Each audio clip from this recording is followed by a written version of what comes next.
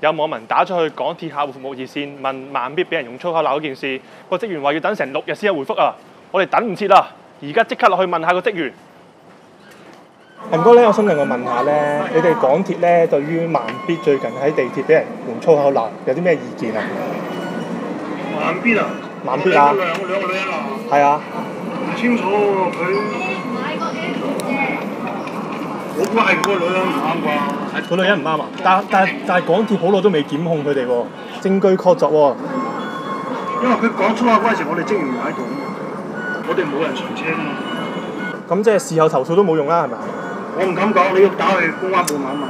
咁如果我俾人用粗口鬧，咁我應該點算啊？你同我哋職員講咯。